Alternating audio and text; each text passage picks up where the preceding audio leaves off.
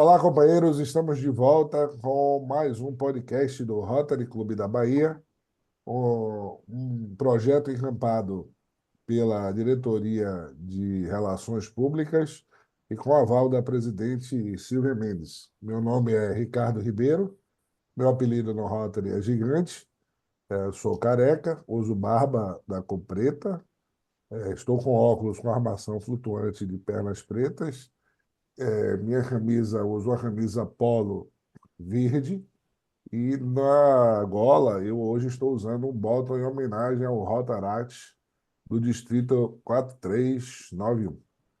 E hoje nós vamos conversar com Victor Rodrigues, da entidade, posso chamar entidade, Victor? Entidade Lumen, Pode sim. Lumen, né? Obras Lumen. Obra Lume, isso. Mas antes deixa eu dizer quem é Victor, né? Victor é advogado, sócio fundador da Galdino Rodrigues Advogados, bacharel em Direito pela Universidade Federal da Bahia, autor do livro Direito à Moradia para a População de Rua, publicado pela editora Lumen Juris, possui formação estendida nas áreas de Direito Imobiliário e Registros Públicos, Mediação e Arbitragem e em Técnica de Negociação para Advogados. Tem ampla experiência nas áreas empresarial e civil, é palestrante, responsável pela comunidade católica Obra Lumen em Salvador, Bahia, é presidente do Conselho das Novas Comunidades da Arquidiocese de Salvador. Bem-vindo, Vitor, ao nosso podcast do Rotary Clube da Bahia. Eu vou abrir para você fazer suas considerações iniciais. Fique à vontade. Obrigado, Ricardo. É um prazer estar aqui, né? Poder compartilhar um pouco desse momento com o pessoal do Clube Rotary, né? Foi um prazer com essa instituição tão grande, né? Que já faz há tanto tempo um trabalho tão honroso, né? De companheirismo e busca conjunta, né? Do bem comum. Então, acho que é um prazer estar aqui no meio de pessoas boas que buscam um bom propósito. E acho que a gente vai falar muito disso no encontro de hoje. Ah, com certeza, com certeza. Victor, vamos falar primeiro como é que a gente se encontrou, como é que você encontrou o Rotary? Foi através do Pois nosso então, companheiro Carlos Hartz, né? Mas conta aí pra gente. exatamente. Exatamente. Carlos Hades foi meu professor na UFBA, né, fez parte da minha banca de TCC, né, do qual desenvolvi o livro, né, do qual depois, posteriormente, virou o livro, né, Direito à Moradia para a População de Rua, um direito meio para acesso aos demais direitos fundamentais, não coloco no currículo o título todo porque ele é extenso, né, normalmente o livro técnico tem essa mania, né, de ter um nome muito extenso, né, e a partir daí começou-se um diálogo, né, o professor Carlos, ele gostou muito, foi um dos grandes motivadores, né, do, da publicação do livro, e a gente começou a trocar figurinhas mesmo em relação a esse tipo de trabalho. Ele já desenvolvia um trabalho assim, né? Em conversa, me convidou para estar com um grupo, né? Que você também faz parte, Ricardo, visitou hoje, né? Para a gente fazer uma experiência ali, aqui nas ruas de Salvador, né? Com a população em situação de rua. E a partir daí começamos a conversar, né? As pessoas com propósitos comuns acabam se aproximando, né? E querendo compartilhar as experiências. Acho que é por isso que a gente está aqui hoje.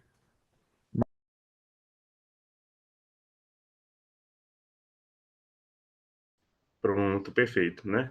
É uma instituição vinculada à Igreja Católica, né? Uma comunidade, uma associação privada de fiéis, né? Mas que é aberta a todas as realidades de pessoas, né? De todo mundo que queira participar e fazer o bem juntos, né? E que é muito voltada e pautada na experiência com as pessoas mais excluídas e abandonadas da sociedade, né? Então, todos os trabalhos, toda a dinâmica da instituição, ela é pautada em ir ao encontro daquelas realidades de vulnerabilidade social que são tão presentes aqui no Brasil, principalmente nas capitais, né? Ela nasceu em Fortaleza, nos anos 2000, está presente hoje em várias outras cidades, né? Como Natal, João Pessoa, São Carlos. A gente, desde a pandemia, tem aberto muitas casas, hoje são mais de 45 casas, né? Que são colocadas à disposição das comunidades carentes. A gente começou também há uns 2 anos uma missão na África, em Guiné-Bissau, que é o quinto país mais pobre do mundo, né? E sempre com esse objetivo de nos colocar à disposição com os nossos dons, os nossos talentos, o nosso tempo, a serviço daqueles que mais precisam, né? Então, hoje a gente tem algumas casas que fazem um trabalho de acolher pessoas em situação de rua, né? Então, desde o trabalho que a gente encontra eles nas ruas, dá o pão, dá o alimento, né? Aquela necessidade mais imediata, mas vai muito além, né? Em começar um esforço de devolução da dignidade daquela pessoa. Então, saber o nome, a realidade, né? A gente os acolhe, não somos simplesmente de uma casa de tratamento, né? A gente acredita que é uma família, né? Por causa dessa fraternidade universal, né? Que o catolicismo prega muito, mas tantas outras religiões pregam. E a partir dali, a gente vai acompanhando essas pessoas num processo de devolução mesmo da dignidade, né? De restabelecimento dos vínculos familiares. Muitos, infelizmente, têm a realidade da adicção muito presente, né? Então, é um processo de se desvincular daqueles velhos hábitos ruins. A gente estava até comentando no encontro, né? Felizmente ou infelizmente, o ser humano ele se adapta a tudo, né? A tudo mesmo. Então, é um processo de readaptação daquilo que é normal e que é digno, né? Até para dormir numa cama, para essas pessoas, às vezes, é difícil no início, né? E depois a gente faz todo o encaminhamento para depois reinseri-los na sociedade, não simplesmente passar por esse processo e depois larga fora, né? Ensinar um trabalho, um labor, ajudar, motivando, incentivando com contribuições para que eles consigam uma casa, um aluguel, montar sua casa, desenvolver um trabalho, conseguir, né, um emprego. A gente faz todo esse acompanhamento para que, de fato, eles se restabeleçam. Graças a Deus, hoje a gente tem diversos casos, né, digamos, cases assim, de sucesso, né, de pessoas que realmente passaram por essa realidade e hoje, né, tem uma vida normal, uma vida digna, né, e alguns dessas pessoas hoje têm sentido o chamado de doar pelo menos um tempo, né, como missionários, como voluntários, né, nesse trabalho, se doando para aqueles que passam pelo que eles passaram, né. Então, muitos dos monitores e coordenadores das casas hoje são ex-irmãos em situação de rua, né, que hoje contribuem, enfim, dão um testemunho maravilhoso, né. E tem também alguns centros sociais que o trabalho é um pouco diferente, né, com crianças e famílias em comunidades carentes, que muitas vezes tem um caráter mais preventivo, né, porque infelizmente nessas comunidades existe muito forte a presença da criminalidade, do tráfico, né, do abandono, muitas vezes familiar. Então, a gente faz todo um trabalho desenvolvido com diversos profissionais liberais. Então, aqui em Salvador, por exemplo, a gente tem projetos voltados para profissionais da saúde que atendem nesses centros sociais, né, nas comunidades carentes ou nas nossas casas de acolhimento. Projetos como da minha área, né, não tinha como faltar, né, de profissionais do direito que doam o seu tempo, porque o acesso à justiça é muito difícil, é muito custoso.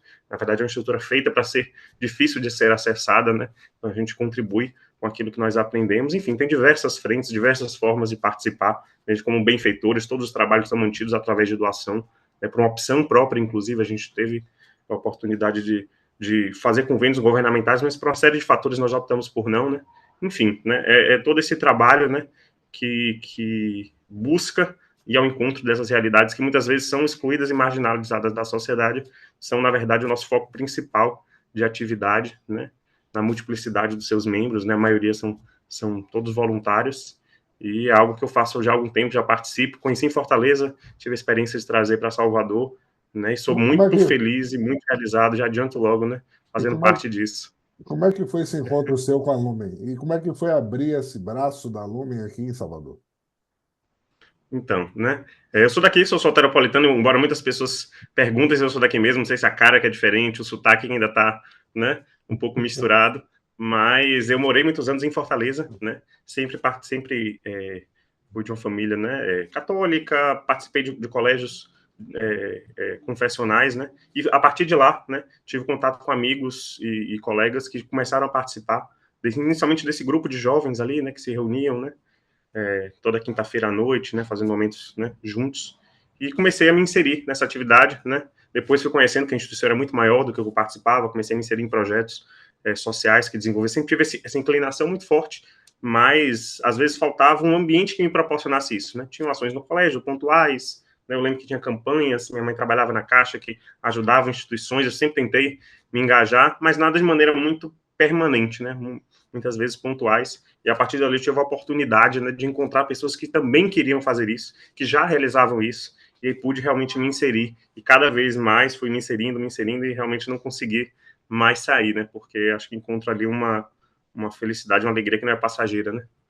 E aí teve a questão de dinâmica própria familiar, de ter que voltar a morar em Salvador, não tinha aqui, né, eu já estava muito inserido, muito realizado na participação, né, voltei para Salvador com 18 anos, né, então, mas nesse meio tempo senti o chamado, assim, a inquietação para trazer essa experiência que eu tive lá em Fortaleza, na época só tinha em João Pessoa e em Brasília, e mesmo assim muito incipiente, né, a gente só tinha casa, na época só tinha uma casa na comunidade, né, isso em 2014, lá em Fortaleza, duas, na verdade, só tinha duas, né? Uma casa, um centro social, e abraçar esse chamado, né? Bem louco, um jovem sem experiência, chegando agora, apesar de ser daqui, né? Mas sem vínculos nenhum. E aos poucos fui compartilhando, falando das pessoas, dessa coisa que era a princípio invisível, né? Que eu buscava viver. E começamos a desenvolver trabalhos, primeiramente pontuais, né? O primeiro foi um projeto de Natal para crianças carentes, já em 2014. Foi um dia de Natal para 200 crianças carentes de Fazenda Coutos 3, um dos bairros mais periféricos e mais abandonados aqui de Salvador, né? Uma escola comunitária que desenvolvia um trabalho muito bom, né? Que estava para fechar, né? Eles iam fechar a escola por falta de manutenção, era uma empresa que mantinha, essa empresa faliu, eles não tinham mais como trabalhar, já estavam há meses, todos os funcionários trabalhando voluntariamente, imagine, né, pessoas em situação de vulnerabilidade, mas ajudando quem estava mais vulnerável do que elas, né, uma coisa assim belíssima. E a gente abraçou esse chamado de fazer esse Natal para 200 crianças. No final, cada um recebeu uma cesta básica, um kit de higiene e um brinquedo novo. A gente vai atrás de padrinhos e madrinhos de Natal para essas crianças. Eu lembro que na época, assim, era um orçamento que, assim, minha família, se tivesse dívida, não ia ter condição de pagar, né? Porque quando você pensa nisso, né? Acho que era uma coisa de 15, 16 mil reais para conseguir fazer o Natal acontecer, né? Porque dar tudo isso, né? Para tanta gente é difícil.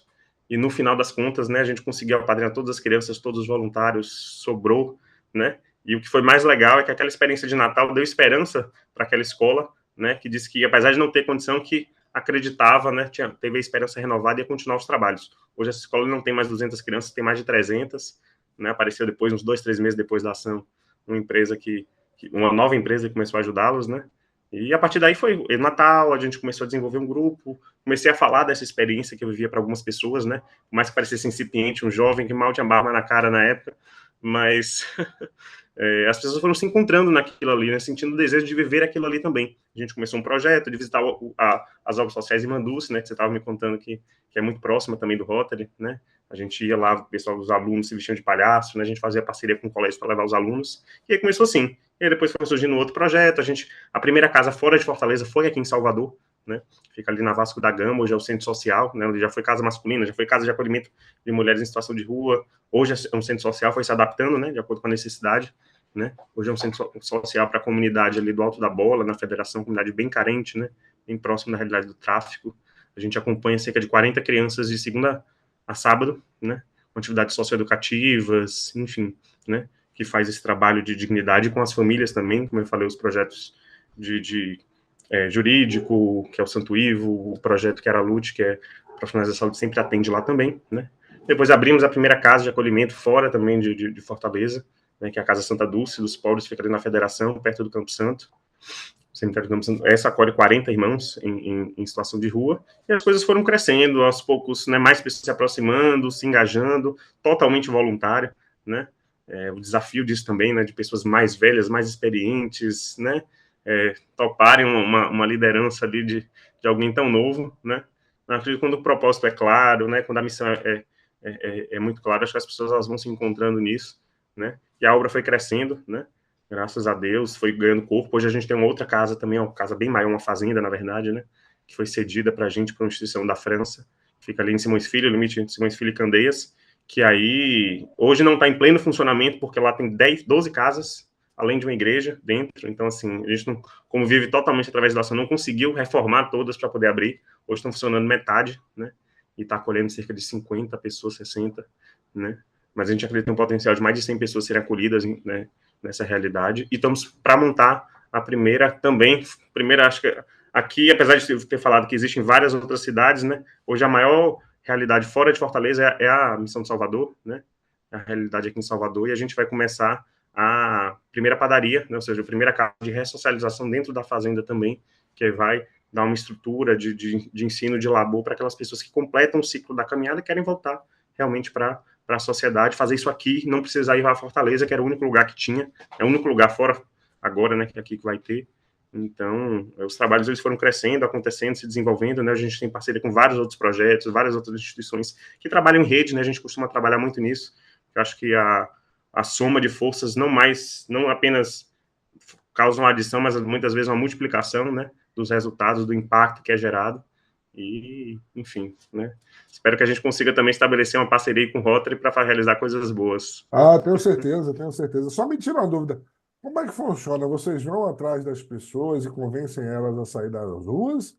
ou vocês esperam que as pessoas cheguem até vocês? Pronto, perfeito, né? A gente tem as ações e busca sempre nelas já lançar a semente ali, né, do desejo de mudança daquela realidade, né? Porque no caso da rua é algo muito complexo. Primeiro que é um público extremamente heterogêneo, você tem pessoas de realidades totalmente diferentes, né? Isso não é uma coisa que quem não tem contato tem muita consciência, né? Uma das coisas, inclusive, que no livro eu abordo, né? A gente teve pessoas, por exemplo, que foram acolhidas nas nossas casas que foi um cara que foi professor, doutor da Universidade Federal da Bahia, né? Então a gente acha que só pessoas mais humildes, mais simples, sem acesso à educação que se encontram nessa realidade. Isso não é verdade, né? A multiplicidade ela é muito grande. Então a gente já vai lançando essas sementes ali porque a própria rua, a falsa noção de liberdade, muitas vezes a adicção, né, das drogas, do álcool é muito forte. Então sair daquilo ali é um esforço muito grande que requer um acompanhamento e uma criação de um laço de confiança, né? Para que a pessoa tope estar naquela casa, né? Porque, infelizmente, existem também trabalhos que se dizem sociais, mas que não fazem um trabalho muito bom, né? Com qualquer seara da sociedade, vai ter gente que faz uma coisa boa, gente que não faz uma coisa boa, né? Instrumentaliza aquilo. Então você precisa criar esse vínculo, né? Existem diversos outros projetos que também trabalham em parceria com a gente, né? Que fazem esse encontro, têm esse contato com eles nas ruas e que às vezes não tem onde encaminhar e quando conhecem a gente, encaminham. Então hoje a gente já é conhecido o suficiente na rua, né? E tem contato com diversos outros projetos que também são conhecidos, que garantem que a procura seja muito maior do que a demanda, né? Então, via de regra, eles mesmos estão sempre procurando, né? A gente não tem que ter tanto um esforço de ir atrás para preencher as vagas. Isso, elas são preenchidas automaticamente, assim, quando abre, né? Infelizmente, a demanda é muito maior, né? Hoje, acho que cerca de 20 mil pessoas moram, né, entre aspas, nas ruas de Salvador. Então, é uma população absurda, né? E as vagas de acolhimento são extremamente pequenas, né? Então, é, é, hoje eles procuram mais do que muita coisa, né? E aí, claro, né, dentro, no início da caminhada, não necessariamente eles vão de primeira completar esse ciclo, né? Até porque os 3 primeiros meses daqueles que são adictos são os mais difíceis da abstinência, às vezes você tem até sintomas físicos mesmo, né? Então o trabalho ele é muito, muito desafiador nesse início, né? O acompanhamento próximo ali, né, fraterno, né? A atenção, os cuidados médicos, que chegam muitas vezes com a saúde bem debilitada, né? É, e a laboterapia, né, a dinâmica da casa, né, que eles se envolvem tudo para dar um sentido, um propósito, um preenchimento do tempo de maneira ativa, né, e produtiva. Mas depois que normalmente eles passam dessa primeira fase, a taxa de permanência ela é muito maior, né? E às vezes acontece, claro, tem alguns que só completaram um ciclo, digamos, a gente consegue acreditar que teve um resultado realmente 100% positivo, né? No final das contas, depois da terceira, quarta vez que eles são colhidos, né? Mas é isso. Hoje a procura ela é muito maior, naturalmente ela acontece. Mas no início era a gente indo atrás mesmo, a gente falando, fazendo com que eles conhecessem, né, a realidade, né? Inclusive aqueles que saem, quando voltam para as ruas, saem falando bem, né? Eles têm muita consciência de que eles saíram por uma questão pessoal, porque não conseguiram, porque não quiseram, né? Então é comum a gente chegar na rua e falar que tem e o pessoal saber que o local é bom, né, que é confiável, que quer participar. Então, mas quando a gente chega num local novo, é um processo de conhecimento mesmo com aquela população, que muitas vezes não se mistura com diferentes regiões da cidade, porque às vezes tem conflitos, né? Então é um processo de você se fazer conhecer mesmo, né? Criar aquele laço de confiança, de relação com essas pessoas, né? Já pensando justamente nesse processo de caminhada nova delas, né? Vitor, eu tive um tio que optou por ser morador de rua, né? E a Uhum, família sempre sofreu muito, principalmente minha avó. Então, eu me lembro que a família saía assim, fim de semana para procurá-lo e passava meses sem conseguir encontrá-lo. Mas uhum, sempre que o encontrava, tentava colocá-lo para se ressocializar, né? Dava um banho nele, trocava roupa, fazia barba, tentava inseri-lo de volta à sociedade, mas não obtivemos sucesso. Era esse uhum. constante ciclo de fuga e resgate, fuga e resgate, fuga e resgate, fuga e resgate. Então, a pergunta que eu tenho para você é: se vocês têm essa informação, qual é a taxa de sucesso, dizer assim, né, da Lumen? Dessas pessoas que chegam até lá, quantas de fato conseguem se inserir novamente, no seio da sociedade?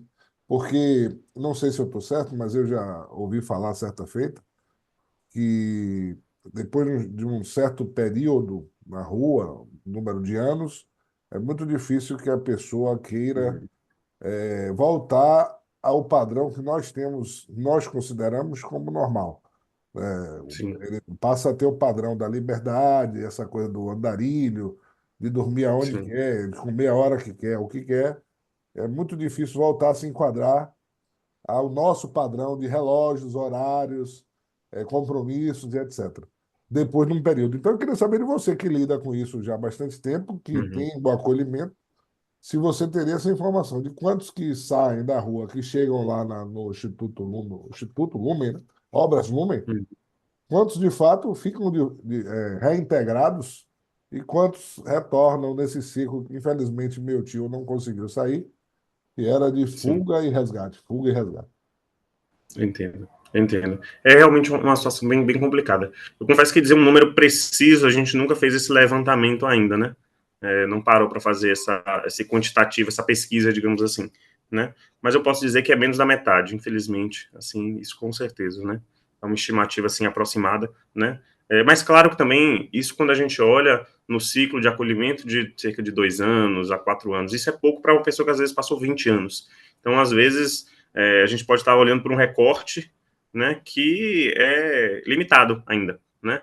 Talvez aquela pessoa que ainda não é um caso de sucesso, digamos assim, se a gente pensa nessa perspectiva, né? Que eu acho que vai muito além até do que simplesmente conseguir a ressocialização, né? Acho que esse é um dos objetivos, claro, a gente não pode perder ele de vista, mas é um processo ali de amor concreto mesmo, assim, de devolução da dignidade, de visibilizar aquela pessoa que muitas vezes é invisibilizada pela sociedade, né?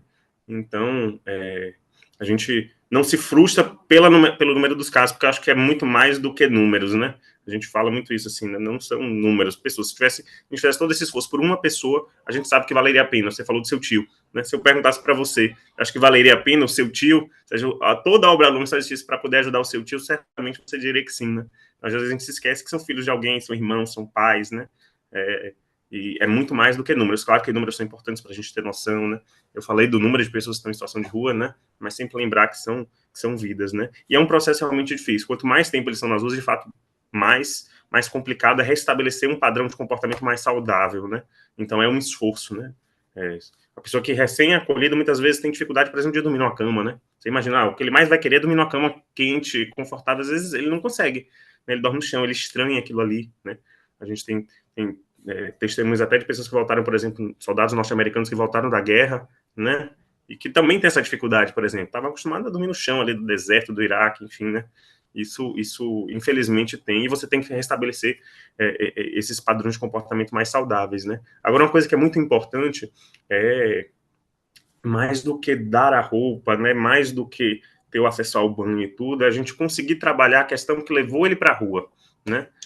Muitas pessoas acham que é descaramento, que é porque quis, só que a coisa normalmente é muito mais complexa do que isso. E nem sempre, não é o maior fator, é a questão da droga que leva as pessoas. Isso também é uma concepção errada. Pela nossa experiência, a gente percebe que muitas vezes se trata muito mais de questões familiares, né, e emocionais. Então, muitas vezes alguém perdeu a mãe, que era muito apegado, isso mexeu com o psicológico da pessoa, desilusão amorosa, né, a perda de um filho, né, enfim, né, relações muito conturbadas dentro da família que foram desgastando, né? Então, claro que tem outros fatores, questões econômicos, né? Tem pessoas que estão porque não tem outra saída, né? Elas não têm condição de manter um lar, pagar uma casa, um aluguel, né? E isso, infelizmente, acontece muito em lugares como o Brasil, né? Que existe um índice de pobreza absurdo, assim, gigantesco, né? Existem essas realidades também, mas muitas pessoas teriam essa condição, né, no entanto, tem essa questão. Então, é trabalhar muitas vezes o motivo que levou elas para a rua,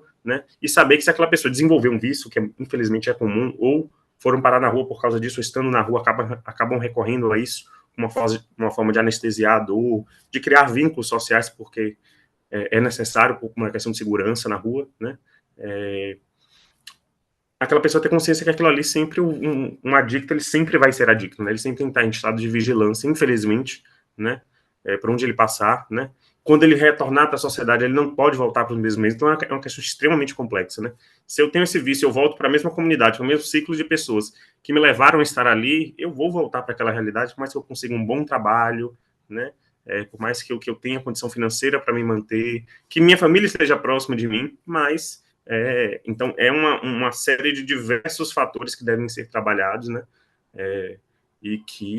mas que são possíveis, né? São possíveis, a gente não pode desistir, né? Acho que é criar contextos, primeiro, né? Que é muito importante. A gente está falando muito do trabalho de resolução de um problema, mas antes até, acho que de evitar esse problema. O que a gente faz, por exemplo, no centro social é isso: evitar que essa realidade aconteça. Trabalhar desde criança, né? É. Acompanhando aquela criança, tentando mostrar que existe sim uma outra saída, muitas vezes, daquilo que é apresentado para que ela não chegue para esse contexto, né? Mas se chegar, e uma vez já tendo chegado, que é a realidade, a gente não pode simplesmente fechar os olhos para isso, a gente tem que trabalhar em cima dessa realidade. Então, é essa dúplice, né? Evitar, acho que o principal é evitar que essa realidade aconteça, e uma vez acontecendo, a gente entender que realmente os meios de solução são muito complexos, muito difíceis, a gente tem que estar aberto a essa possibilidade, né?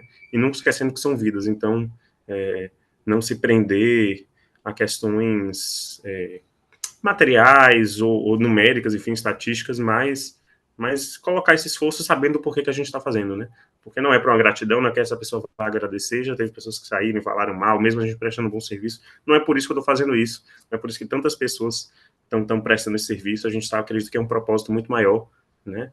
E para aqueles que continuam fazendo isso, com certeza vale a pena, né? Você não vê, acho que ninguém que praticava esse tipo de ação que fosse se arrependesse, com Vitor, sinceridade, né, que se arrependesse. deixa eu te fazer uma pergunta curiosa, curiosidade minha, óbvio. No caso das crianças, pela sua experiência, é mais fácil ou é mais difícil tirá-las da rua? Se ela já se encontra em situação de rua, é mais difícil. Mas não difícil por elas, né? Porque, obviamente, a personalidade muitas vezes não está formada, se for muito nova, né? Tem pouco tempo ainda de rua, por ser criança, de fato, né? Então, isso é muito mais difícil, você criar um padrão de comportamento saudável nela. Então, a dificuldade não se reside nelas, mas reside na própria estrutura social, né? E burocrática mesmo, né? E hoje, por exemplo, um dos maiores desafios nossos é conseguir a gente fez uma ação semana passada, né? Um grande encontro de mutirão de acolhimento aí, realmente, para proporcionar um dia inteiro de evangelização, de almoço, lanche, café, né? Palestras, enfim, para motivar esse pessoal a sair da rua. Então, a gente abriu vagas nas nossas casas, em instituições parceiras que a gente conhece o trabalho, e existiam crianças naquele contexto, né? Uma delas, inclusive, já tinha passado pela nossa casa, quando era feminina, né? Lá da Vasco da Gama, com a mãe, né?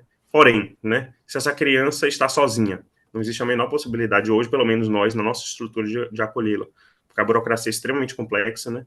Inclusive pode ter repercussões criminais se a gente acolhe sem ter um responsável legal, né? Então, em termos de instituição, é muito difícil, né? A gente já teve, sim, contato, né? Eu tive contato com, nunca esqueço, do Ian, aqui em Salvador, um menino que tinha seus 13 anos, com um corpo fisicamente de um menino de uns 9 anos, de tão magro, né? Extremamente viciado no crack, ao ponto de que as pessoas na rua, que também eram adictas, estavam preocupadas com ele, para sentir o nível. Ele passava dias sem comer, mesmo tendo ofertado a comida pelo abuso do crack, sem família, né? Sem pais, e, no entanto, a gente não tinha condição de acolhê-lo, né? Porque poderia comprometer o trabalho da instituição, inclusive ter repercussões criminais. Então, a estrutura pública para isso é muito precária. A burocracia dificulta, né? A estrutura pública que os acolhe muitas vezes é bem problemática, então vários não querem ser recebidos porque sofrem violências lá, tanto entre eles, pela negligência do acompanhamento, até pelas próprias pessoas que estão à frente, né?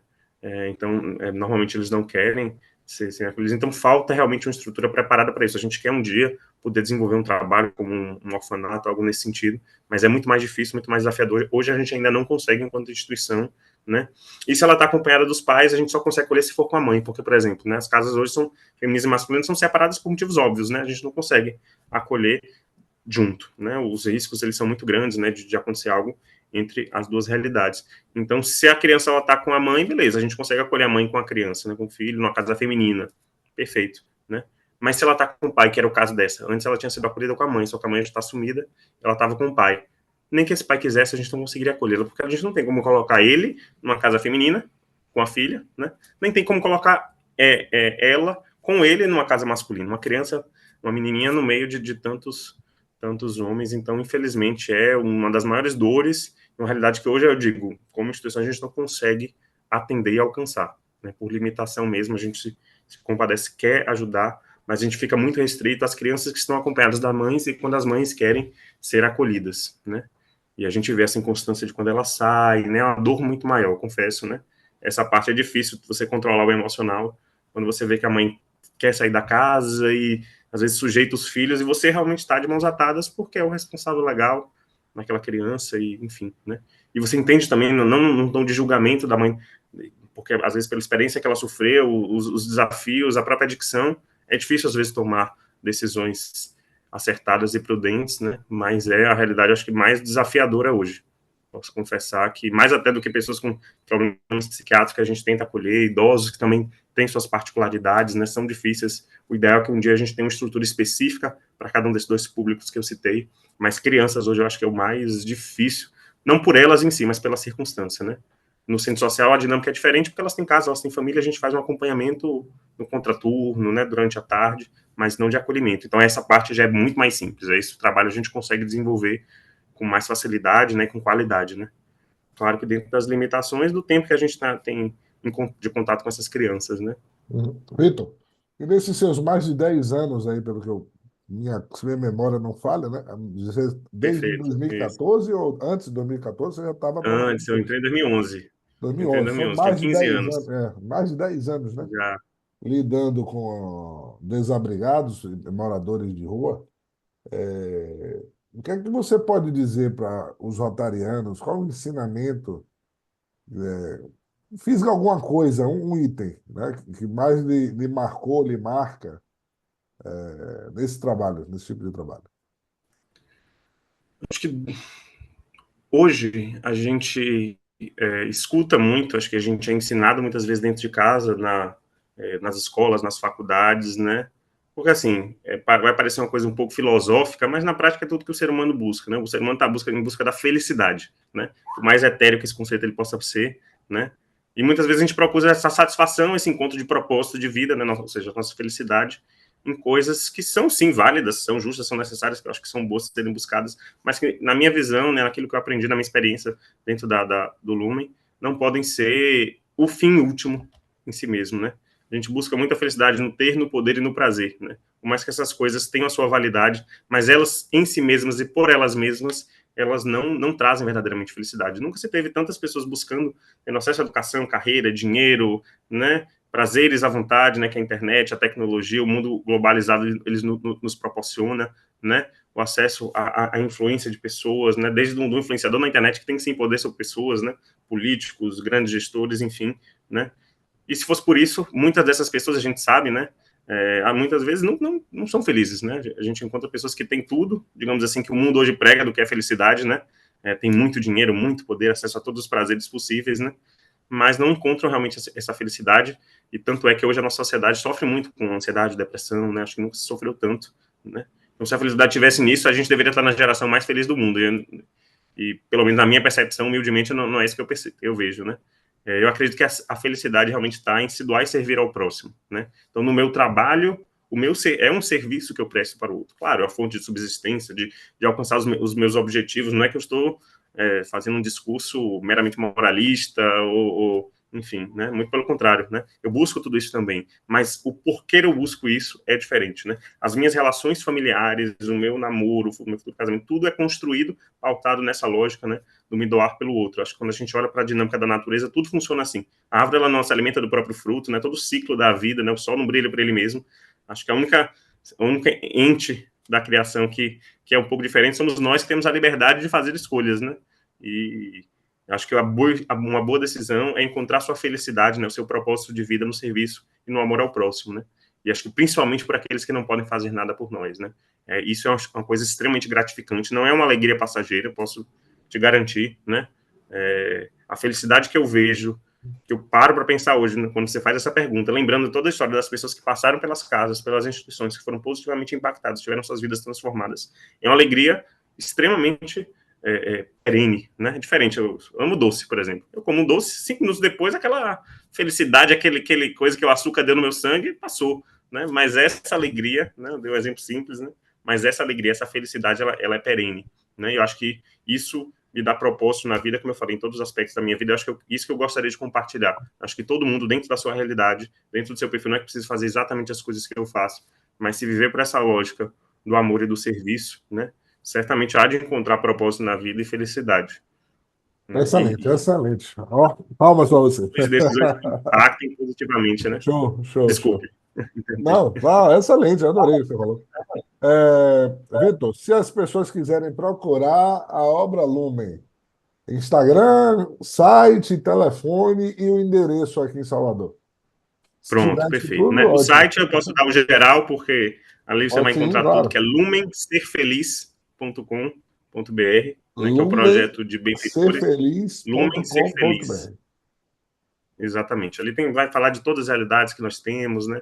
Dar contatos e tudo, né? Nós temos Instagram, aí você pode procurar o Obra Lumen no Instagram, o Lumen Ser Feliz, lá são os Instagrams gerais. E para quem for de Salvador especificamente, pode procurar Lumen Salvador no Instagram, que a gente está lá, né? Sempre postando as ações, as atividades que são realizadas, e ali você consegue encontrar os contatos necessários para poder explicar como participar, como ajudar, né, múltiplas formas, né, da sua disponibilidade, né? E, enfim, pode ter certeza que será muitíssimo bem recebido. E as pessoas podem ir lá também visitar a obra Lumen? Podem, com certeza, com certeza. Os projetos são constantes. A única coisa que a gente pede é que alinhe, às vezes, com Uhum. quem está à frente na casa, com alguém, para saber como é que vai É estar a bom dinâmica, né? ligar antes, né? Marcar, Exatamente, para saber se marcar. vai estar todo mundo lá, como é que está funcionando, mas é aberto, a gente sempre está aberto para receber nas casas. Inclusive, as pessoas que estão acolhidas lá gostam muito de receber visita, né? Hum. De poder compartilhar a história, de E serem, né, uma fica recebidos. no Campo Santo, você falou. E a Isso, outra? ali na Federação, né? Que é a Casa Santa dos Pobres, que é a casa masculina. O Certo. nosso centro social, ele fica ali na Vasco da Gama, perto do DIC, do lado da Paróquia Uhum. São João Batista. Né? Eu posso depois passar os endereços. E no site também vocês encontram isso. Ah, no E site tem. a Fazenda Natal tem no site. Aham. E a Fazenda Natal fica em Simões Filho. Né? Uhum. Limite de Simões Filho, Candeias. Né? É pertinho de Salvador, 40 minutos a gente chega lá. Né? Uhum. Ligando, pode fazer uma visita, passar um dia lá, um lugar bem bonito, um verde, fresco, enfim, pode participar lá, vai ser muito bem recebido. O pessoal cozinha bem, viu, nas casas, pode ir lá bater um feijão com os meninos, que eles vão gostar muito. Fazer uma visita do Rotary. Tá? Perfeito, vai ser uma alegria recebê-los lá. Vitor, muito obrigado. Só tenho a lhe agradecer mesmo, do fundo do coração. A conversa foi excelente, muitas informações, muitos conceitos. Acho que vai abrir os olhos, de muitos rotarianos e não rotarianos para esse problema grave que nós vivenciamos hoje de manhã, quando fazíamos lá a doação de alimentos, e que é uma triste realidade, não só de Salvador, mas acho que de todas as capitais brasileiras. E hoje Sim, até eu diria que a gente tem visto até nos Estados Unidos. Eu tenho visto vídeos de Los Angeles que realmente a situação está gravíssima. Lá por uma sim. questão econômica, né, também, e dos refugiados, né? E aqui no Brasil Uhum, também temos alguns pontos aí de refugiados também. Mas, enfim, é um problema que não é só dos refugiados, é um problema genérico, geral, né? Que sim, precisa ser global. combatido e combatido da forma correta e adequada, através de, talvez, mesmo não pelo setor público, mas pelo terceiro setor, com organizações como a Obra Lumes, e que são capazes de reunir profissionais e pessoas que estejam imbuídas realmente de tirar essas pessoas da rua e não seja somente um trabalho que é pago no fim do mês, porque eu não tenho mais nada para fazer, eu só tenho isso, né? Então, eu acho que é mais eficaz e eficiente quando é feito com alma, né? Com coração. Eu posso, não posso, estou falando assim sem conhecimento de causa, obviamente, Uhum. mas acredito plenamente nisso. Você quer fazer algumas considerações finais? Infelizmente, temos que encerrar por questão do tempo. Mas fique à vontade. Não, só agradecer esse espaço, né, acho que toda a oportunidade de visibilizar esse tipo de trabalho, acho que muito mais do que falar de mim, por isso que eu quis muito focar na instituição. A gente gosta de pessoalizar muitas vezes as coisas, mas a bem na verdade é que você não faz nada sozinho, né? O Rotary, a Obra Lumen são instituições que transcendem as pessoas das quais elas fazem parte, né? E é importante a gente não falar só daquilo que é ruim, daquilo que é problema, né? Mas mostrar que existe sim o bem, existem pessoas que contribuem para isso, né? E para que renove a esperança e motive os demais a também buscarem praticar isso. Então, agradecer o espaço, né? Agradecer a oportunidade de poder falar disso, que é tão caro, tão precioso. Espero encontrá-los mais vezes. E fica o convite para você ir conhecer o Rotary. Que, pelo que Com nós certeza. conversamos, você ainda não conhecia o Rotary, né? E Não conhecia e recentemente. você não está sozinho. Muitas pessoas não conhecem o Rotary, apesar do tamanho do Rotary. Mas um dos objetivos desse podcast também é divulgar o Rotary, mostrar o que que o Rotary faz, né? O Rotary, além do companheirismo, também faz muitas ações sociais e conta com parceiros. Eu tenho certeza que haverá chance e de que esse podcast poderá ser um catalisador, uma pequena semente que vai nascer para uma parceria entre o Rotary Club e a obra Lumens. Tenho certeza disso. É uma coisa que pode ser maturada, pense aí. Quando você for ao Rotary, eu vou lhe apresentar pessoas também imbuídas nesse sentido, e você já conhece as pessoas principais, que são o nosso amigo Carlos Hartz, Ricardo Vasques, né, Leila, que estava lá conosco hoje de manhã. E a todos, mais uma vez, muito obrigado. Estamos encerrando esse podcast e até o episódio número 4. Um abraço a todos.